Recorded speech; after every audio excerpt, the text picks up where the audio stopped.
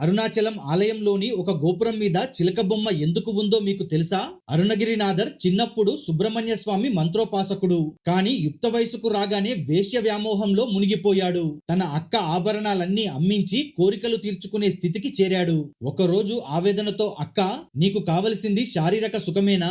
అయితే నన్నే అనుభవించు అని అనేసరికి అరుణగిరి మనసు పూర్తిగా విరిగిపోయింది. పశ్చాత్తాపంతో కిలిగోపురం పైకెక్కి, స్వామి, వచ్చే జన్మలో నీ పాదాల దగ్గరే జన్మించాలి అని ప్రార్థించి పైనుండి దూకేస్తాడు. కింద పడుతుండగా గాల్లోనే సాక్షాత్ సుబ్రహ్మణ్య స్వామి ప్రత్యక్షమై అరుణగిరిని కాపాడి వేలాయుధంతో ఆయన నాలుకపై బీజాక్షరాలు వ్రాశాడు. ఆ క్షణం నుంచి ఆయన నోటి నుంచి 16,000కు పైగా కీర్తనలు పూడుతాయి. ఆ కీర్తనలు విని మహారాజు ప్రౌఢరాయలు అరుణగిరినాథర్ని ఆస్థాన కవిగా నియమించాడు.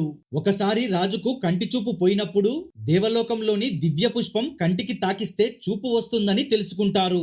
రాజు ఆజ్ఞ మేరకు అరుణగిరినాథర్ కిలిగోపురంపై తన మానవ దేహాన్ని వదిలేసి అక్కడే చనిపోయిన ఒక చిలుక దేహంలో పరకాయ ప్రవేశం చేసి దేవలోకానికి బయలుదేరుతాడు. ఇంతలో ఈర్షతో ఉన్న మరో ఆస్థాన కవి సంబంధన్ అరుణగిరినాథర్ శరీరాన్ని దహనం చేస్తాడు. దివ్య పుష్పంతో తిరిగి వచ్చిన చిలుక రూపంలో ఉన్న అరుణగిరి పుష్పాన్ని రాజుకు అందిస్తాడు.